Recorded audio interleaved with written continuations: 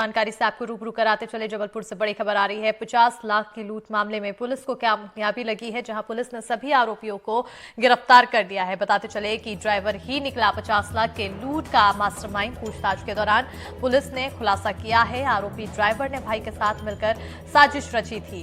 कुछ दिन पहले कंपनी मैनेजर से 50 लाख रुपए लूटे थे, ड्राइवर ही निकला। यहां पर मेन कल्प्रिट 50 लाख की लूट का मुख्य आरोपी ड्राइवर निकला। पिछले दिनों जबलपुर में जो लूट हुई थी उसे लूट का मास्टरमाइंड ड्राइवर और उसका भाई निकला, जो कंपनी के 50 लाख रुपए लेकर जबलपुर से नरसिंहपुर जा रहा था। जबलपुर पुलिस ने खुलासा किया है कि 6 तारीख को जो 50 लाख की लूट हुई थी उसका मास्टरमाइंड कंपनी की बोलेरो कार का ड्राइवर दिलीप राय था।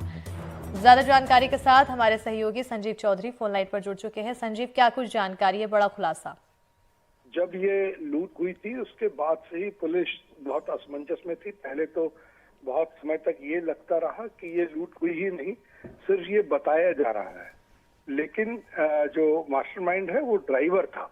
उसने अपने भाई और उसके एक मित्र के साथ इस लूट के लिए 1 महीने से तैयारी करके रखी थी, क्योंकि ये पैसे पहले 1 महीने पहले निकाले जाने वाले थे। तो ये तैयारी इन्हों की एक रखी और तैयारी 1 महीने पहले हो गई थी।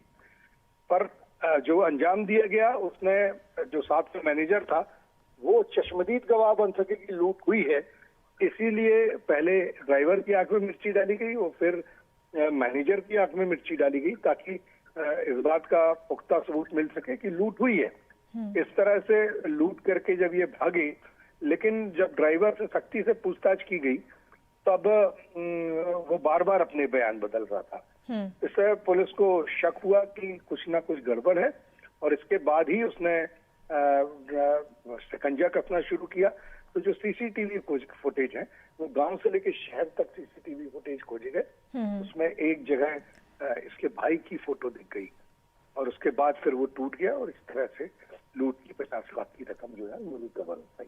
बिल्कुल, कहीं ना कहीं अब इस खुलासे के बाद ये भी अंदेशा लगाया जा रहा है कि और भी इसी तरह से क्या ये लूट की वारदात को अंजाम दिया गया कि नहीं। खैर, बहरहाल इसकी जांच लगातार की जा रही है। बहुत बहुत शुक्रिया संजीव तमाम जानकारी देने के लिए।